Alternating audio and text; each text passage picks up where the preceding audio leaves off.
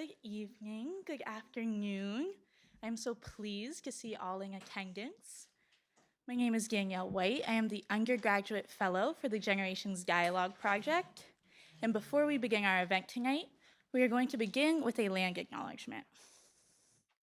We acknowledge that the George Washington University resides on the ancestral homeland of the Passamaquoddy and the Anacostia tribes.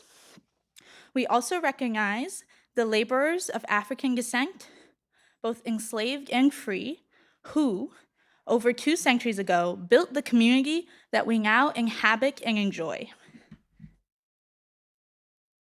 At the Elliott School, we understand that building greater awareness for the historical injustices that occurred on the land of the GW community is a small first step to helping us better understand and address ongoing injustices both within our community and around the world. To begin with the introduction of the Generations Dialogue Project, the Generation Dialogue Project strives to leave a legacy. Through our project, though it is ending, the wisdom we've gathered will persist. Thus, we are proud to introduce the Generations Project Library. Stocked with our GEMS, an acronym for General Education Memos and Shorts, the Generations Project Library has a wealth of advice for young professionals of color as they strive to work diligently towards their career goals, overcome challenges, and become better leaders in the field of international affairs. The GEMS initiative is a concept developed by myself. Leveraging the digestibility of short-form content, GEMS are a captivating and accessible research and a resource. Each gem is organized by content to proliferate concise and powerful messages from our giants, covering a range of topics, including, but not limited to, imposter syndrome, networking, mentorship, self-advocacy, and self-care. In collaboration with young Black professionals in international affairs, a student organization focused on building the pipeline of African and African diaspora students to their dream careers in international affairs, our library will also include the newly launched podcast entitled Young, Black, and Professional.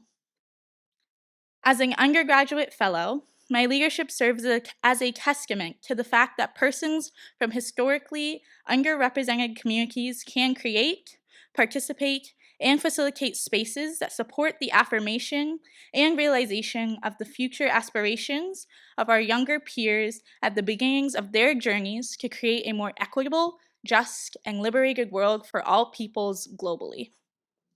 I'll now pass it to Dean Ares to continue with our run of show. Thank you so much, Danielle. Thank you. And welcome, everyone. I'm here to welcome all of you on behalf of the George Washington University, on behalf of President Granberg, who is unfortunately not able to make it this evening, and of course on behalf of the Elliott School, where we are today. Tonight, we are celebrating the many people who have joined forces to inspire and support the next generation, a diverse generation of international affairs professionals through the Generations Dialogue Project. The project's aim, you will all know about the project's aim by the time tonight is over. The project's aim is to increase the diversity of those who pursue and succeed in American foreign policy careers by connecting young people with individuals who blazed a trail in American foreign policy and international affairs. And we have the trailblazers with us tonight. This project builds from the book, The Young Black Leader's Guide to a Successful Career in International Affairs, What the Giants Want You to Know, co-authored by Aaron S. Williams, who is right here with us in the front row, Taylor Jack, who is right here with us in the front row, and Professor Jennifer Brinkerhoff. We also welcome and wish to thank Jennifer Obato-Joel, a program fellow for gender equity and governance at the Hewlett Foundation, which has supported the Generations Dialogue Project, and we are so grateful for the support which made this project possible. Now, the Generations Dialogue Project has reached over 1,000 people, including high school students, college students, mid-career professionals of international affairs, mentors of those mid-career professionals of international affairs, and faculty and advisors in international affairs. This project is special to our mission at the Elliott School because at a time when international affairs touches every aspect of our lives, and at a time when the importance of international affairs cascades throughout all levels of government, throughout the private sector, and throughout the nonprofit world, we at the Elliott School see the importance of nurturing and training a diverse rising generation of leaders for the increasingly complex challenges before us. So this project speaks eloquently and personally to that mission. And tonight we are celebrating the many contributors to and participants in the project. To do so, I would like to introduce the director of the Generations Dialogue Project, who, together with Erin Williams and Taylor Jack, co-authored the Young Black Leaders Guide. May I introduce Professor Jennifer Brinkerhoff, who is Professor of Public Administration and International Affairs here at the Elliott School. Alongside her academic research, she has a long demonstrated commitment to encouraging people to pursue public service careers, thoughtfully grounding their commitment to change in self-awareness and working in communities. Previously, she and her husband, Derek Brinkerhoff, co-authored Working for Change, Making a Career in International Public Service, which in many ways was the seed for tonight because they profiled none other than Erin Williams, which laid the foundation for Jennifer and Erin's most recent collaboration that we are celebrating tonight. And with that, may I call Professor Brinkerhoff up to the podium, and let's get started.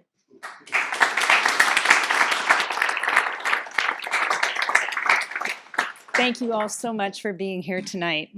The number of people who have contributed to and participated in the Generations Dialogue Project is long and beautiful.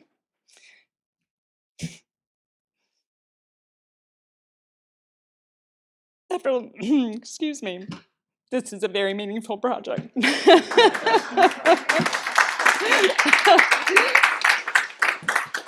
My husband will tell you, I barely got through our wedding vows.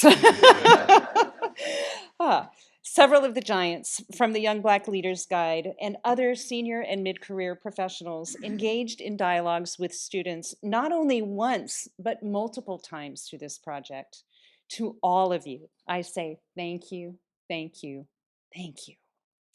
Thank you for sharing your care, for candidly telling stories of challenging times, and for offering thoughtful guidance and support to this next generation. It's so meaningful. I'm so sorry. This is why I'm not a dean or a diplomat. But I follow in great shoes because our guest speaker tonight is known for her deep compassion and care. And I hope that you see that I share that.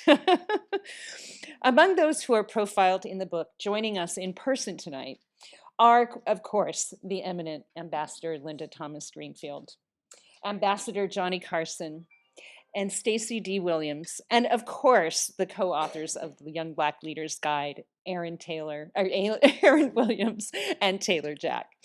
Also joining us virtually tonight are Dr. Helene Gale, who is now the president of Spelman College, Ambassador Aurelia Brazil, who's participated in several of our events, Catherine Lee, and Sunday Bridget Jones from the Rockefeller Foundation. Several of our partners are also in the room or joining us virtually today, including Alexandria Haidara, others from the Black Professionals in International Affairs, Tom Brannon from DACOR, I saw you earlier, yes, and Dex Burns from First Trip and Corla. I also understand we have Howard in the house. Anybody? We had several students from Howard RSVP, so I hope that you're with us tonight, either in person or online. For the students present, please take note. These and many more giants in international affairs have demonstrated their interest in supporting the next generation. You are not alone. The Generations Dialogue Project theory of change is both simple and ambitious. If we expose young people to the possibility of these careers at an early age, if we show them evidence that people like them have succeeded in achieving meaningful and impactful careers, serving at all levels and across all organizations of American foreign policy, and if we provide intergenerational guidance to them for how to navigate the challenges they will face in primarily white, at least for now, institutions, then we will achieve an American foreign policy infrastructure that reflects American society and brings every resource we have to crafting a democratic American foreign policy that maximizes impact, relevance, and innovation. For both the Young Black Leaders Guide and the Generations Dialogue Project, we took inspiration from the great civil rights activist Ruby Sales. In an interview with Krista Tippett, she shared, and I quote, "There's a hunger that young people have to be claimed, to be part of an intergenerational, a transgenerational experience, to know people, because without knowing another generation, they feel incomplete, just like I feel incomplete without knowing the younger generation. And so we are incomplete without knowing each other," unquote. I invite you to look around the room and at the many generations here represented. I believe we are all more complete for knowing each other better. One of my tasks tonight is to briefly share with you some of what we've learned from the Generations Dialogue Project. First, let me say a little bit more about the project. The Generations Dialogue Project team is composed primarily by students, and they are the face of this project, which is why we started with Danielle White this evening. So thank you, Danielle, for your leadership. So our team, some of whom you will hear from today, in addition to Danielle, includes Laura Narcisse, Leonard Cisneros, Romani Wilson, Danielle White, Desiree Wins, Ana Beatriz Gonzalez, Kalia Soare, Ian Salvosa, Abdul Irfan Mohammed, and our only part-time professional staff member, Ann Hopewell. Thank you to you all for everything you've contributed. Our Student Generations Fellows organize and deliver intergenerational dialogues. These dialogues include a real-time participatory exercise with an anonymous visual bulletin board. Our recruited giants, as we call them, are prepared to answer personal questions and adapt their conversation to these exercise results. We have delivered programming to high school and college students, mid-career professionals, and mentors, advisors, and faculty. The project design demonstrates relational pedagogy. The Generations Fellows are peers to our audiences. This contributed to a sense of informality and inspired confidence in our audiences for shared understanding and trust building. The events enhanced that trust and connection by responding to the issues that participants themselves identified, confirming a sense of immediacy in the learning and relevance to them. We primed our giants for candor, sharing of themselves personally, and mutual learning. The format and the optics validated student concerns. They could see people who look like them, and this engendered a feeling of belonging. We analyzed the data from our participatory exercise. We most often asked participants, first, what anxieties, fears, or concerns do you have about being successful in an international career? And second, have you ever felt like you could not be your authentic self in an academic or professional setting? Why or why not? Capacity and self-doubt seem to be the predominant theme among our college student participants. Faculty and advisors can address a lot of the identified anxieties through their regular information sharing and coaching, such as knowing where to start, overcoming obstacles to entry, etc. Conventional advising is designed to address many of these anxieties, which are largely informational needs. Other anxieties may be partially addressed by some of this advising. However, conventional mechanisms don't tackle anxieties such as how to cope with discrimination and racism, obligations and perceptions based on one's identity. For example, one participant said, "Not meeting the needs of everyone I would represent." And work-life balance, mental health. These are precisely the type of anxieties highlighted in the Young Black Leaders Guide and targeted in the Generations Dialogues. Our greatest lesson from the GDP, then, is that there are some things one cannot learn through lecture or one-way transmission of information. Personal needs and anxieties require personal responses. Students, especially those confronting personal and cultural anxieties, have needs that require a different kind of engagement. Some needs can best be met through relationship, and some needs can perhaps only be met through relationship, and specifically through intergenerational dialogues and peer learning. The good news is that associated learning can still occur in groups with peers, and such learning events can be integrated into advisory and mentoring programming. Our hope is that GDP's student-led, intergenerational, and real-time responsiveness approach will be adopted by others seeking to support the next generation, whether they be colleges and universities, advisors, affinity groups, or mentors. And thanks to our amazing student team, most notably Danielle White, who you heard from before, we will be leaving behind a set of resources for young people and mid-career professionals to access independently or with guidance from these teachers, advisors, and mentors. I really appreciate all of you coming out to support our closing event for the Generations Dialogue Project. Admittedly, I know you are not here necessarily to hear from me, but to hear from some amazing others who are in the room. And I want to start by first introducing some amazing people in their own right who will be introducing the next up. And that would be my co-author and collaborator, Aaron S. Williams, and my co-author and collaborator, Aaron Taylor. Or Aaron, Taylor Jack. I keep doing that. Thank you so much. So please, will you join me? Thank you.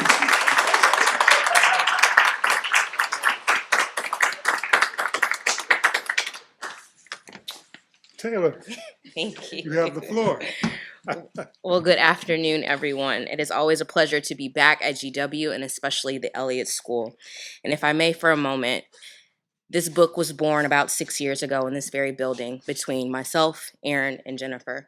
What started as an idea, as a gift, as Aaron called it, turned into a reality. It turned into a call for students to push the limits, to take their rightful seat at the table. And I'm glad that this book turned into something more than just a few pages. My name is Taylor Jack, and I'm a graduate of the IDS program here at the Elliott School and co-author of the Young Black Leaders Guide to a Successful Career in International Affairs, What the Giants Want You to Know. Today, I have the honor of introducing to you, Laura Narcisse. When Aaron, Jennifer, and I set out to write this book 6 years ago, it was students like Laura who we had in mind that they can see themselves in the pages of our books and blaze their own trail in international affairs. Laura is a graduating senior at the George Washington University, double majoring in international affairs and anthropology. Originally from West Palm Beach, Florida, Laura is the daughter of Haitian immigrants, which influenced her fascination and determination to explore political, economic, and cultural systems of the developing nations, particularly those in Africa and Caribbean. At GW, Laura has served as the president of the Young Black Professionals in International Affairs, a student organization committed to diversifying the field of international affairs, and vice president of the GW Haitian Student Alliance. As a Generations Fellow, Laura has inspired students to take their rightful seat at the table and be the change that they want to see. Today, Laura will be continuing the tradition of the intergenerational dialogue that Aaron and I started so many years ago with the esteemed, honorable Linda Thomas Greenfield. If I say so myself, Laura is well on her way to becoming a giant in the making. Over to you, Aaron.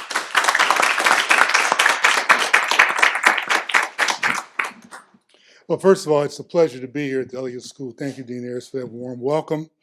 And as a former member of the Board of Advisors, it's always a pleasure to be here. So I'm Aaron Williams. I'm also the former director of the United States Peace Corps that I share with a number of people in this room, including my esteemed colleague, Ambassador Johnny, who's just really been a mentor to me for my entire career. And I'm also glad to see Ambassador Ruth Davis here. Really good to see both of you. Thank you. So it's my distinct honor to introduce someone who, as they say in Washington, needs no introduction, right? And especially here in Foggy Bottom, right? I had the good fortune to be the friend and former colleague of Ambassador Linda Thomas Greenfield, a distinguished diplomat. She has served for 35 years in the U.S. Foreign Service and has held the most senior positions in the department, as Assistant Secretary of State for African Affairs, as the Director General of the Foreign Service and Director of Human Resources, and as Ambassador to Liberia. Linda is widely recognized as a giant in the global affairs arena. She is a consummate diplomat, calm under pressure, comprehensive and sharp in her analysis, focused on results, and a master of the possible, a true diplomatic virtuoso. She is known to be open and empathetic with all people, willing to listen to their points of view. But Linda is also a fierce warrior for America's values, principles, and foreign policy. She has always been a tireless champion of African nations because she knows through experience that this is often the forgotten continent. And every leader on the continent has great respect for her and trust in her. Linda is a scholar, an educator, and an enthusiastic mentor and talent scout across the Foreign Service. A pioneer herself, she has always been a dedicated fighter for diversity, equity, and inclusion throughout her career. I believe that her resilience, compassion, and leadership embody the very essence of a great diplomat and leader. And I think, and I'm sure many in this room will share with me, that the United States of America is very fortunate, Linda, that you represent us at the United Nations. So today we are honored to welcome Ambassador Linda Thomas Greenfield to the Elliott School, a global center of excellence in multidisciplinary international affairs. We look forward to your remarks. Thank you.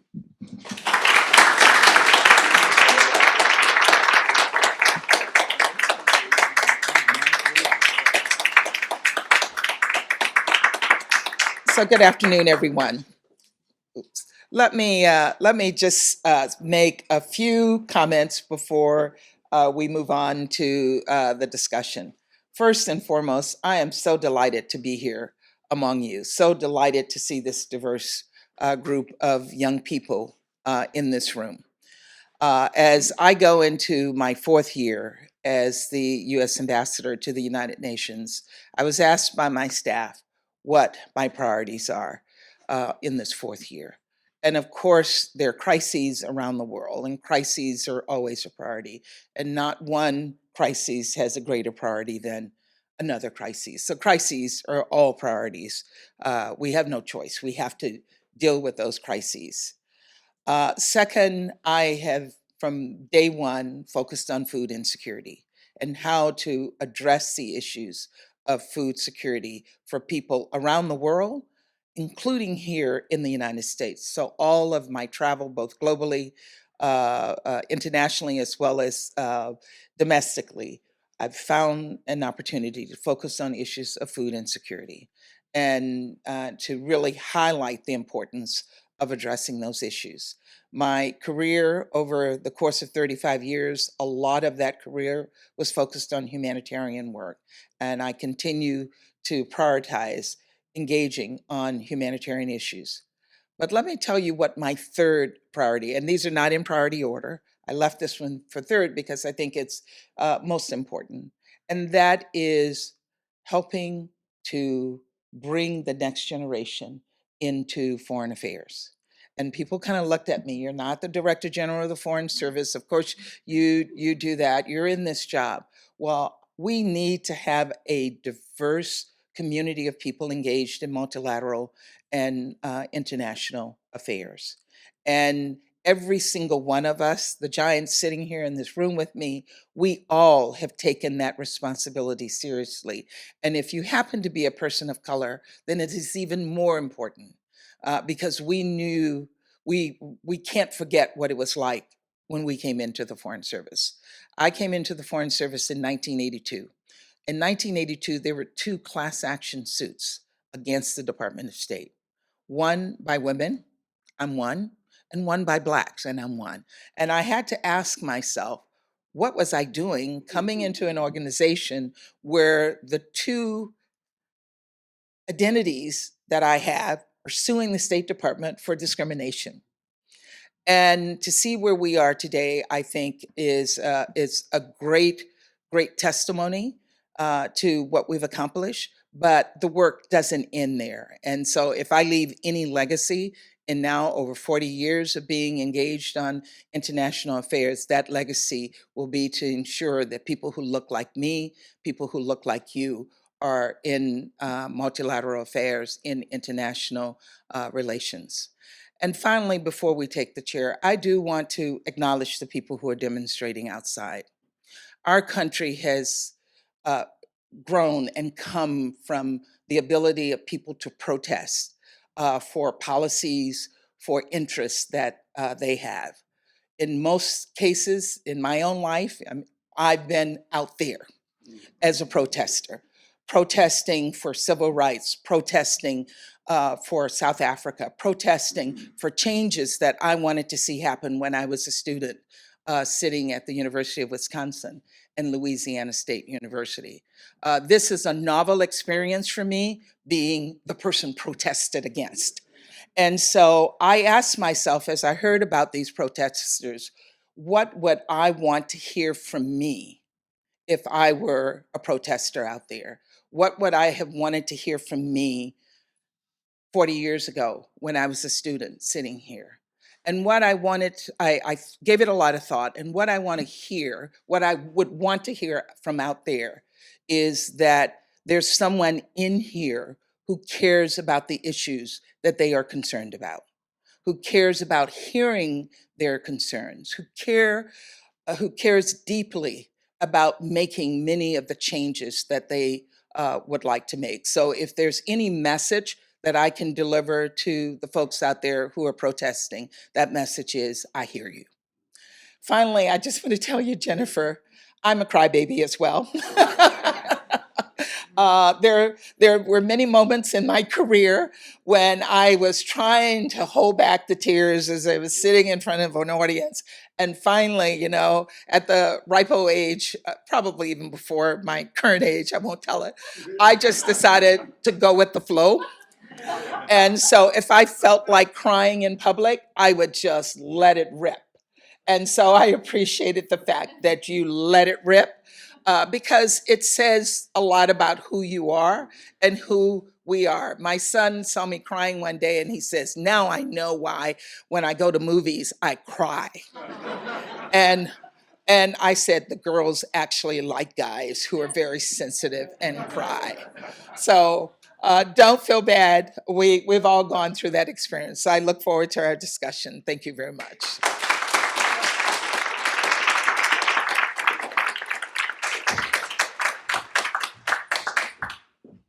I'll take this mic. Okay.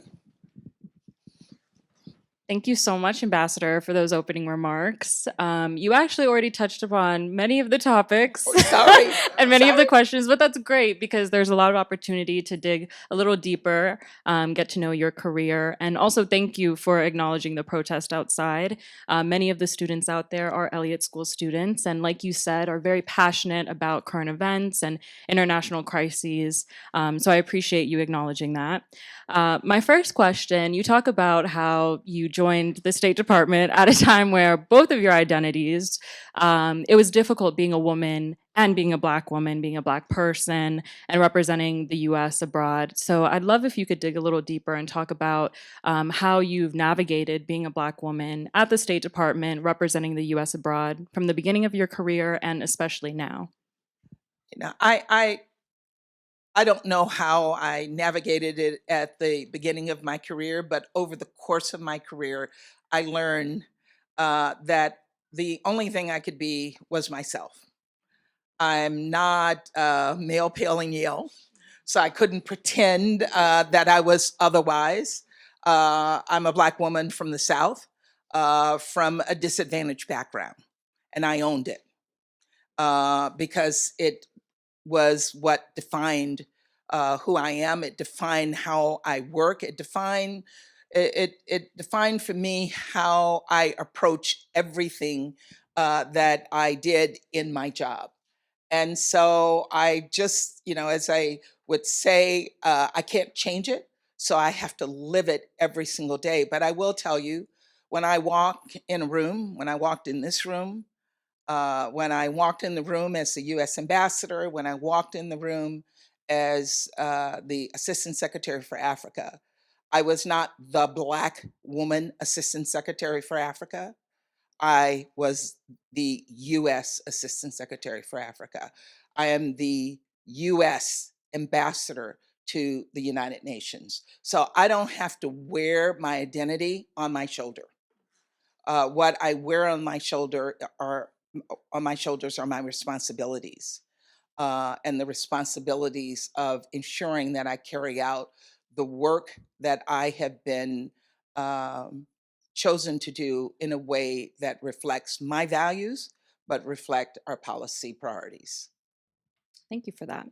And in terms of foreign policy, for many students who study international affairs, sometimes it can be frustrating how foreign policy is often very slow and you have to think very long term in terms of the impact that you want to have. And many times with international crises, we want to see short term or immediate action. And so, how did you navigate as a diplomat and even in your current role? How do you navigate needs and demands for immediate action with some of the long-term focus of foreign policy? That's a great question. Someone asked me recently again about being in the UN and dealing with the policy issues that are so difficult that we're dealing with here today. And I said, it's like using a needle to scratch on a mountain. And so you don't see the results, you're close up and you see every little nick you make.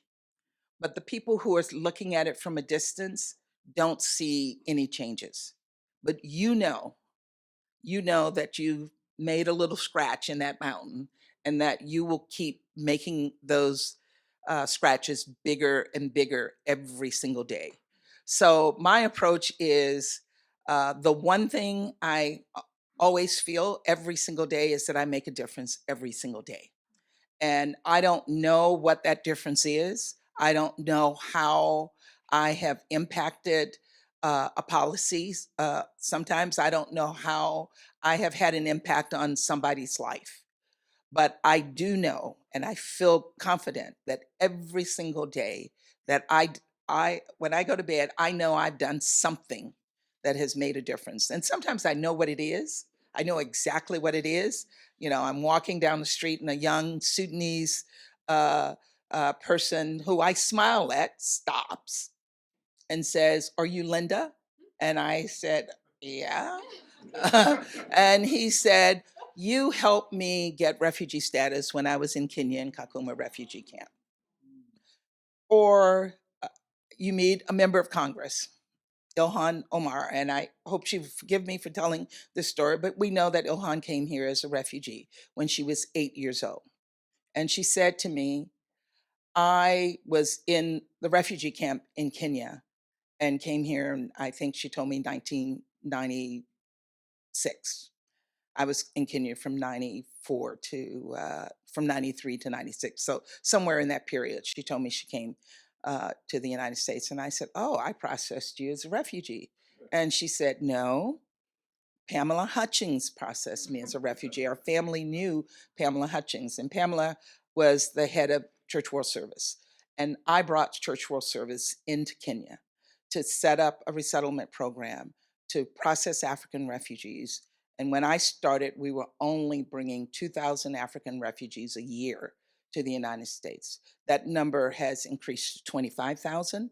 And it started when I was working on that program in Kenya. So every time I see an African refugee here in the United States, I know it started with the program that I helped to create. And when I see the impact, when I see an Ilhan Omar, I'm impressed with myself. And I'm very proud of it. And Ilhan, to have Ilhan say to me, "Linda, I don't understand what you guys are doing on Gaza.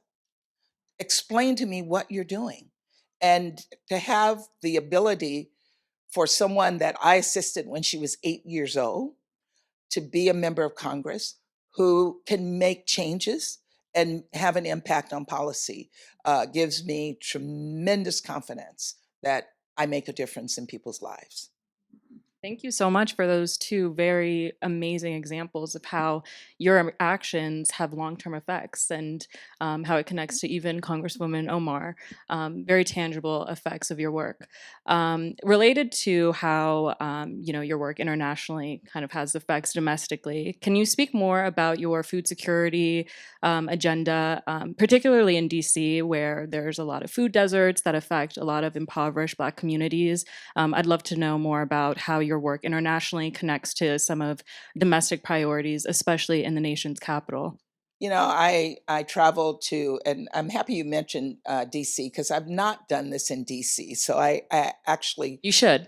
would like to do a program in DC on food security. So Nate, we we have to do that. But I went to Chicago. I was in California. I went to Wisconsin, and we went to communities that were clearly dealing with issues of food insecurity, not sufficient food, not having healthy food, with young kids who usually got their meals from fast food restaurants, where it was cheaper to get a fast food meal than to get a healthy meal. And going into those communities where young kids are being taught the importance of being knowledgeable about your sources of food, and then sharing with them what I see when I'm traveling overseas, and how there's a connection between what is happening in Ukraine and the price of food here in the United States, so that they get an understanding of the impact of international relations. So my goal in working on this issue is not only to address the issue of food insecurity, but also to educate young people about what is happening elsewhere in the world, and how what is happening elsewhere in the world impact what happens in their lives, whether it's the price of bread, the price of eggs, or the fact that they don't have access to certain products in their communities. That makes perfect sense. And thank you for that work. So I also have a question for you that's also domestically focused. We've seen in recent years how DEIA has been under considerable attack. And the State Department has two wonderful programs, and USAID has a fellowship to encourage underrepresented groups to pursue paths and international careers. But there is concern that fellowships and opportunities like that focus on increasing diversity are going to be under attack. So I'd love to know why you believe that it's important to diversify foreign policy and foreign service, and how, in your experience, your diversity and other people's identities have helped U.S. foreign policy abroad. We've had lots of DEIA programs under all kinds of different names. So when I started college at LSU, it was affirmative action. And affirmative action became a bad phrase. You did not want to be associated with affirmative action because it implied that you were not equally qualified. And so when I got accepted at Louisiana State University in 1970, they could count the number of Black students on, probably one hand. I'm exaggerating a bit, but you really could count them.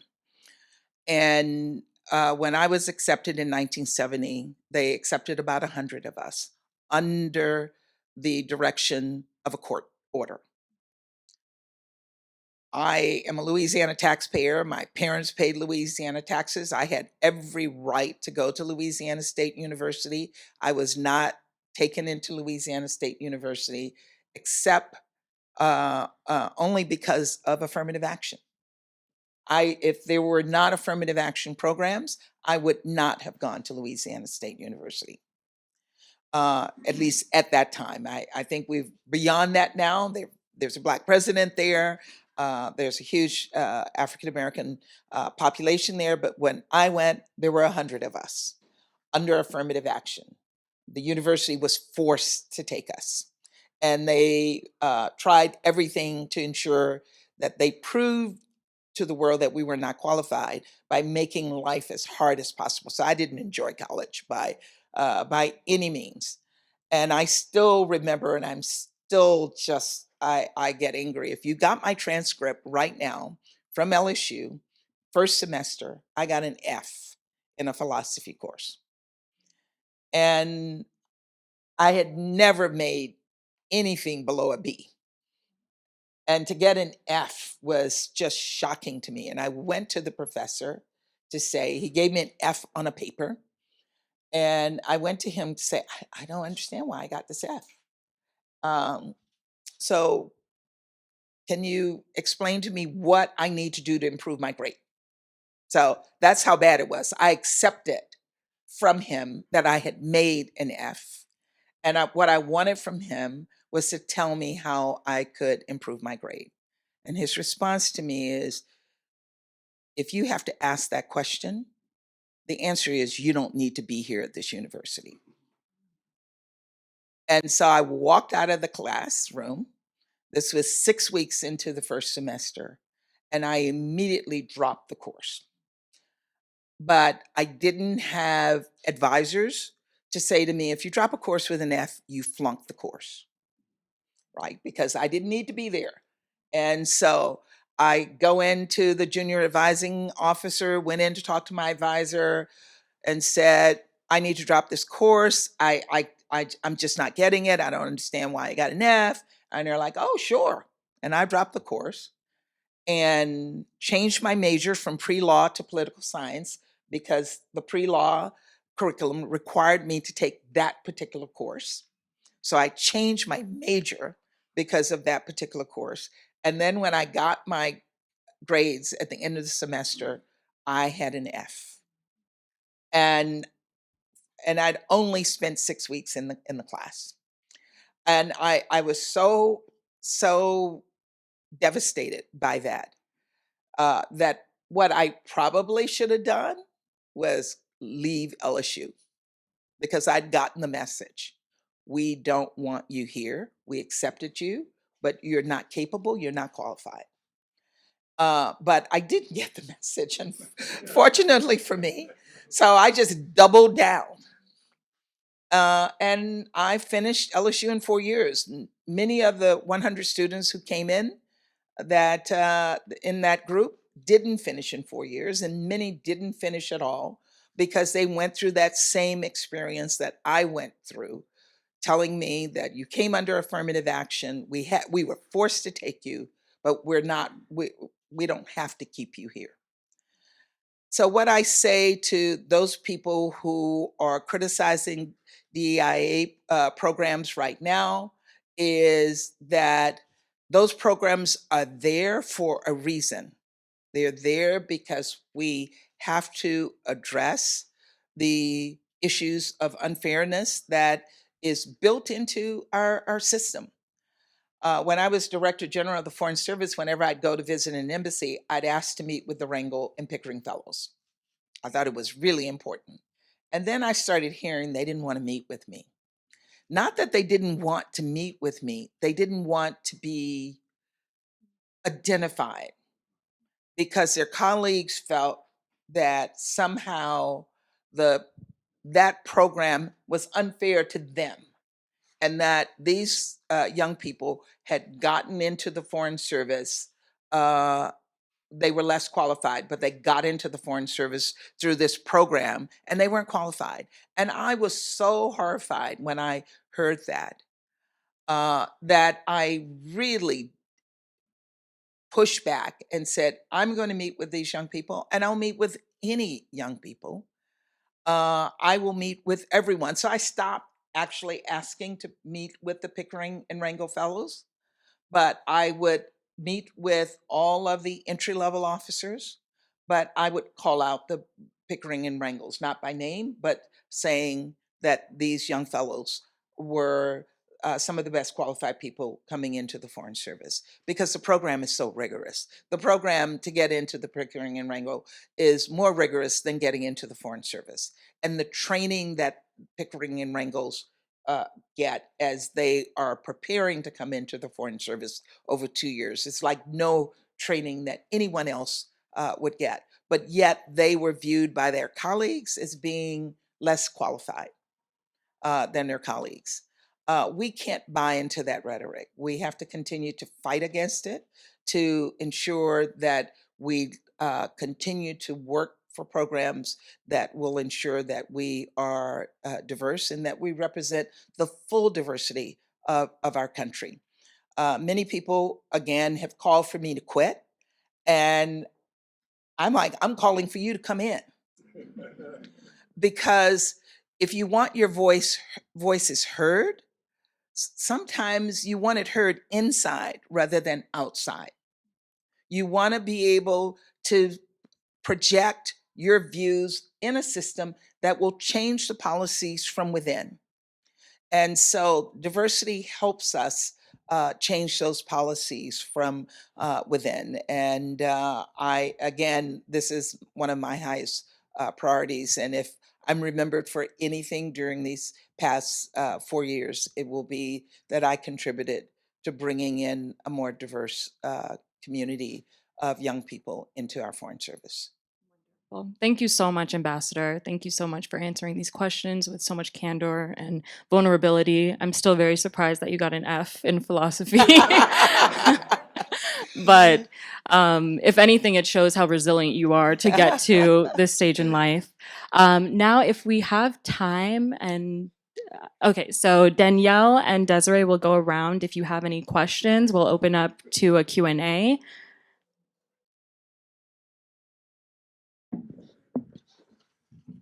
I know Stacy, if you didn't write on a card, I think that's fine. And will we pass a mic for the Q&A? Or will I ask the question? Okay, Danielle will ask the question.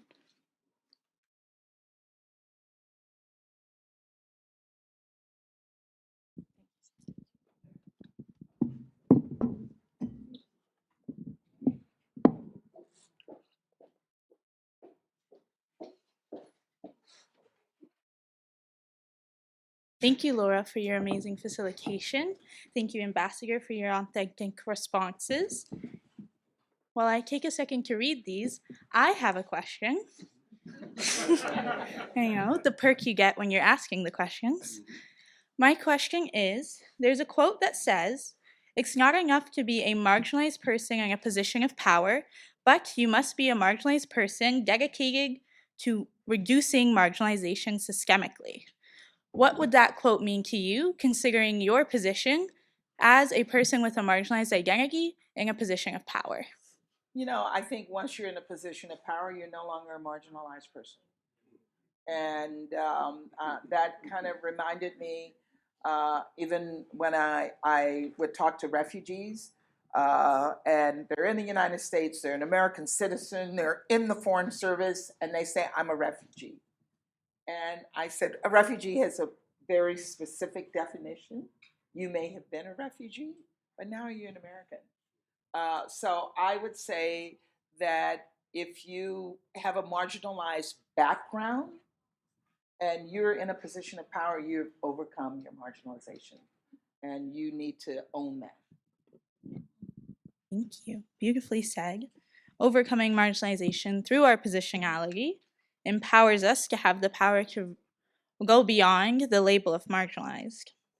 This question asks, current affairs has demonstrated that U.S. foreign policy priorities can sometimes clash with public opinion, and those in foreign policy with innovative ideas often experience burnout. How will diversity solve what appears to be a structural challenge in the U.S. foreign affairs? Wow, that's a difficult one. I mean, I think our foreign policies over generations evolve. And the policies evolve because we're different from who we were, say, 50 years ago. So I think we overcome that by change. And change is sometimes difficult to come by, but it only happens if you change the people who are engaged on foreign policy, and they bring different perspectives and different ideas and different approaches to our foreign policy agenda and to the foreign policy makers. You want to be a foreign policy maker and have an impact on what foreign policy priorities are being pushed forward, and they can change depending on who's sitting in the seat of power. Even more exciting. Mm-hmm. Okay. At a previous GW event, President Elaine Johnson Sirleaf advocated for a restoration of the international governance system. What inspires you as you seek to improve the UN and intergovernmental organizations?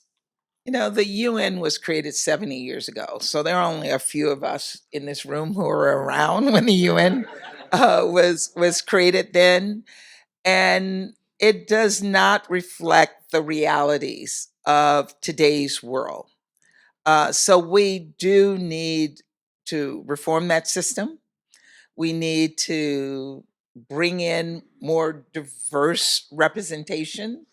The president in September of 21 announced at the GA 22, sorry, that we need to bring a permanent African member into the Security Council, as well as from Latin America. We have 5 permanent members who were, as I've heard described, ourselves the victors of World War II. And we have 10 elected members who serve in 2-year seats. Do the 5 of us really represent the views of the world? I think that's a question that we know the answer to. We do not. And so we have to expand both permanent and non-permanent seats in the Security Council as a start.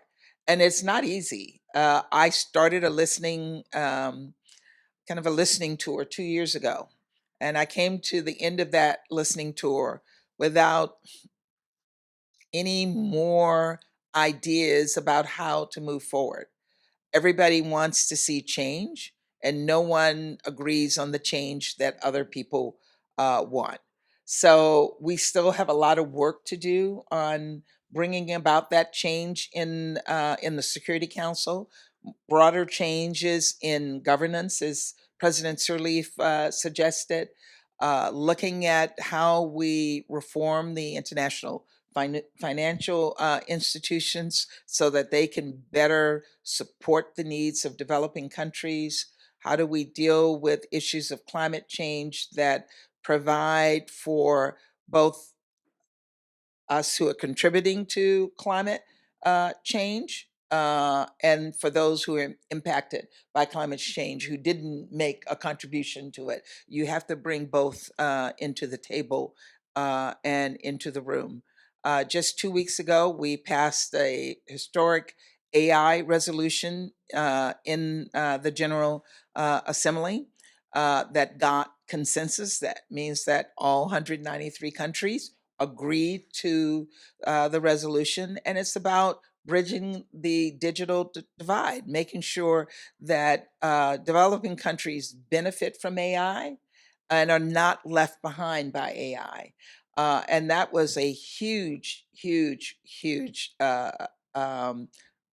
success for us because we led that engagement, we led the discussions, we led the negotiations, and we achieved an important goal of getting a resolution that defines how we will look at AI in the future. Thank you. As young people preparing to enter public service who may disagree with some of the policies we'd be asked to enact, how would you recommend balancing personal convictions within institutions and their needs? You know, you have to balance because it is not, we're not here just because of our personal views. We also represent a government, we represent a people. And so you do have to balance those personal views, but those personal views also impact how you work on policy issues and what kind of policymaker you are. And that's why diversity is so important. I always like to tell the story. When I came into the Foreign Service in 1982, I'd studied in Liberia. I'd lived and worked in Liberia. I was in Liberia in 1979 when Liberia had horrible rice riots that led to hundreds of deaths. In 1980, they had a coup. and the president, the coup leader, Samuel Doe, who overthrew the government, brutally killed his predecessor, who was not a perfect president by any means, but didn't deserve to go in that way. And this was in the middle of the Cold War. And so our policies were to engage those, to wrap our arms around those who sided with us in the Cold War. And Doe sided with us in the Cold War. And so he came on an official visit to the United States and had a meeting with President Reagan. And I was a first tour officer, and I said, I don't want to work for a government that would give the red carpet to a guy who has blood under his fingernails, brutally killed his predecessor. And a senior officer whose name I can't remember, and I wish I could remember who it was, said to me, Linda, nobody cares. I mean, it was kind of crude. It's like, if you quit, nobody will remember you. They're going to forget you. They'll say, oh my God, we had this young woman who quit because President Reagan met with Doe. And it would be just a bleep in history that nobody would remember. I would not be remembered today for having done that. And what he said to me is, if you want to make a difference in policy, you need to make your place, to become that senior officer who will be able to have an impact on policy. When you talk, people will listen. But if you quit now, it's not going to make a difference. And I appreciate that advice every single day. And I meet with young people who say to me, I want to quit. And I'm like, okay, but what difference is it going to make? If you want to make a difference, you make that difference by developing the skills where you are a voice that's listened to. And I can tell you, I am a voice that's listened to. And again, people may not know because it's just sometimes a little scratch in the mountain. But it does make a difference. And so I say to young people, we need you inside, because it is inside that you're going to make a difference in the policy. And outside, we hear you. We absolutely hear you. And it does have an impact on us. But ultimately, it's going to be the people who hear you from inside who will make the changes inside. Thank you. As a voice that is listened to, what does it mean to be duty bound? Do you experience guilt as you reflect on the human impact of your decisions? What emotions come to play as you advocate for U.S. policy? I haven't experienced guilt. I do experience a lot of pain because you see what's happening in the world and you want to make a difference. You want to know that you want to do whatever you can to end the pain. But I don't feel guilt in any way, because I know that I have to be there as part of those who are trying to make a difference. You know, I'm not, when I talk about the situation in Gaza, I have met with Israeli families of hostages. I've met with some of the Israelis who were taken hostage, and I feel their pain. I have met with Palestinians and just listened to the terror and the horror that they have gone through, and I feel their pain as well. I know the limits of my power, though, but I also know when I have power to use, that I have to use that power to make a difference. And sometimes, you know, it is just listening to people. I heard very early on that Palestinians felt that no one in the US government was listening to them.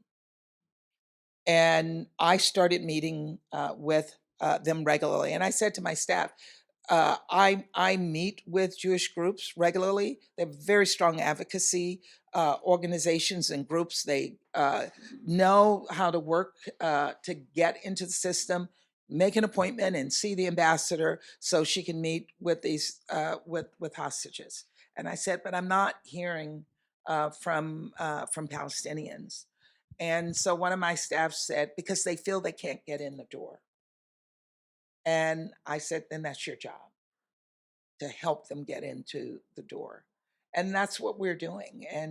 And I don't want to parcel out the compassion and pain. You can't say, you feel pain for one group, and because you feel pain for this group, you cannot feel pain for this group. You have to be able to take it all in at once. People complain to me, why are you focusing on Sudan? Well, why are we not focusing on Sudan? You have 25 million people who are being impacted by this war. You have 16 million people who have been forced from their homes. You have 1.5 million who are refugees in Chad alone, not counting those who've gone into Egypt and Ethiopia and other places in the world. You have a famine on the verge of happening in Sudan. Why not pay attention to Sudan? It doesn't mean because the situation is horrible in Gaza that you have to ignore what is happening in Sudan. Or the situation in Sudan is horrible, and because you're paying attention to what is happening in Sudan, you don't care about what's happening in Gaza. You have to do it all. And so I don't feel guilt.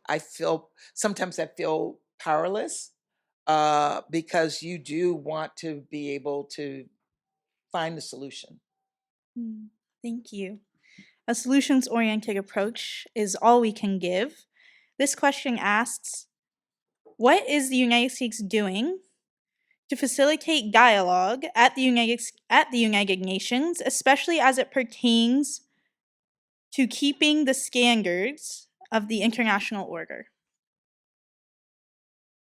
One thing that I have done, that we have done in New York, is that we engage with everyone. And so for me, there's no country too small, no mission too small.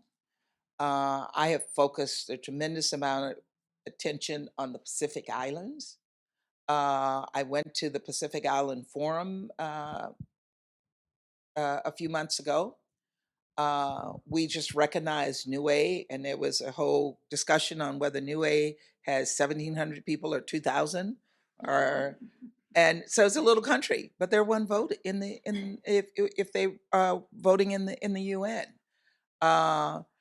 When I was assistant secretary, the Cabo Verdeans complained that we didn't pay any attention to Cabo Verde. And so since I've been in this job, I've paid 3 official visits to Cabo Verde. And I meet with the Africa group. There are 3 Africans in the Security Council now, the A3. I regularly engage with the A3 as a group, but also individually with countries in Africa. So that dialogue has to involve everyone. And what I say to them is no country, when it comes to that one vote in the General Assembly or the one vote in the Security Council, when we need yes votes are equal. They're all equal. The veto power, of course, is something different that people complain about because it makes the permanent 5 a bit more powerful because we can veto everybody else's yes vote. But when we are a yes vote and we want people to vote with us, even though there may be a veto, that yes vote says a lot. So I don't want to call a country on the night before or the day that we need them to vote, and it's the first time I've ever spoken to their ambassador. So that is never the case for me. So I don't know what the list is. Somebody in my staff can tell me, but I think we're at about 143 countries that I've met with one-on-one in courtesy calls. And the others, many of the others, is because they're so small, they're not there. They're covering Washington and other places. But my goal before I leave is that I will be, I have a one-on-one meeting with every single country. And when I can, I go to their mission. I went to the Papua New Guinea mission, and they said it was the first time an American PR had ever been in their mission. I went to Colombia to their mission. First time an American had ever come to their mission, and that says a lot. When I went to the Colombia mission that day, we had a vote that we had been told the Colombians were not going to support, and we went into the council the next day, and the Colombians voted with us. And so sometimes it's just about engaging. It's about developing relationships. It's about developing respect for each other. And you don't really show respect if I call you up the night before to say there's a vote tomorrow, and who is this? This is this is the USPR. Who? The USPR. Oh, Ambassador, it's so nice to hear from you. And then they hang up, and that's the end of it. You want to develop those relationships, and that has been something that I have worked diligently on over the course of the 3.5 years now that I've been there. Thank you. This will be our final question, so I'm going to try to blend two. The first remarks, in quotes, rules-based liberal international order. This says, do you see it falling apart in the UN structure? And then the second question is, what does it feel like to be the face of the United States no in the UN decisions? Wow. So rules-based order, sometimes the Chinese call us out on that. Well, what does it mean? It means the world in your image. And what I say to them is that you're constantly trying to make the world in your image as well. And for us, the rules-based order is what the UN is about. It's about the UN Charter. We're not rewriting the Charter. We're not changing the Charter. The Charter defines what the rules-based order will look like. And so we have worked to try to abide by that Charter, abide by the values that we have all signed on to, values of human rights. We fight constantly with our Chinese and Russian and some other colleagues to just reference human rights in UN documents now. We have a Declaration of Human Rights that everybody has signed on to.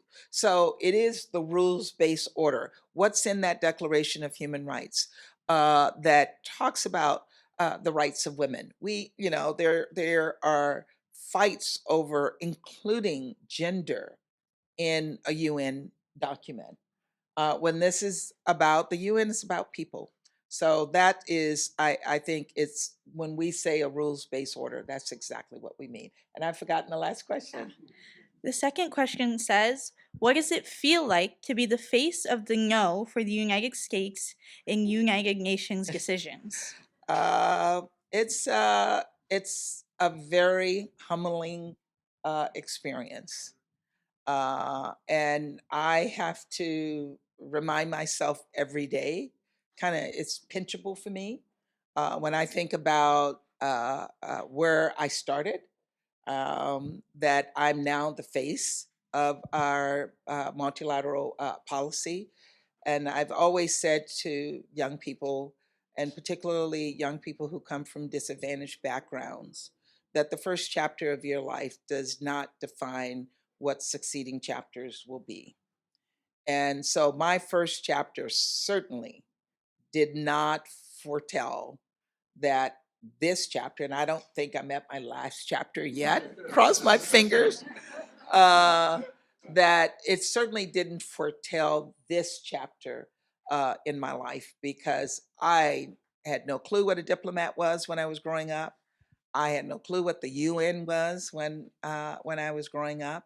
And once I knew what that was, I had no clue that I had the possibility of being in a position like this. And even when I came into the Foreign Service in 1982, I didn't think this was in the cards for me.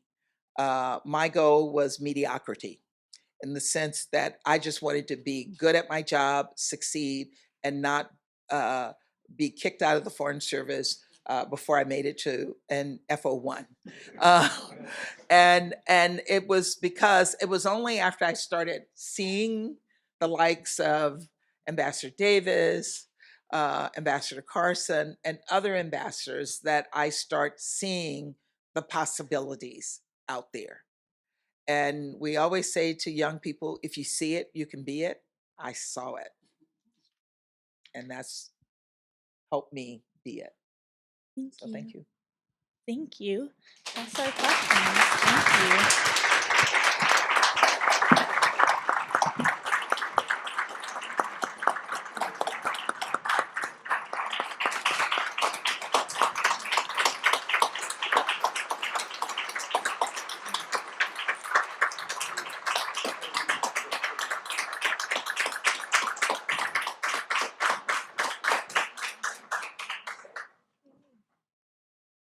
Alrighty, so folks can take another seat.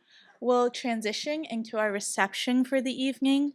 I'm left thinking about your phrase of the people inside of the room, and I cannot help but encourage every person seated inside this room to envision what we can create when we work together to affirm diverse, equitable, and inclusive spaces, spaces that center freedom and liberation and human rights, and so that we can all work tirelessly to see where we want to be and go for it, like quite literally the front row of this conversation. So thank you so much, Laura, for your beautiful facilitation.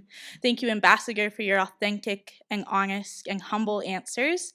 And I will pass it to Jennifer to discuss the reception for the rest of this evening.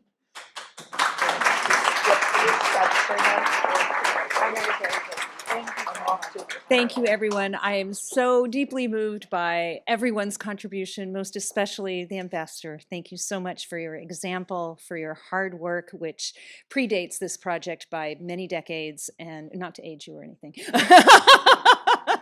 And I would love to invite everyone to please join us for the reception outside. Thank you.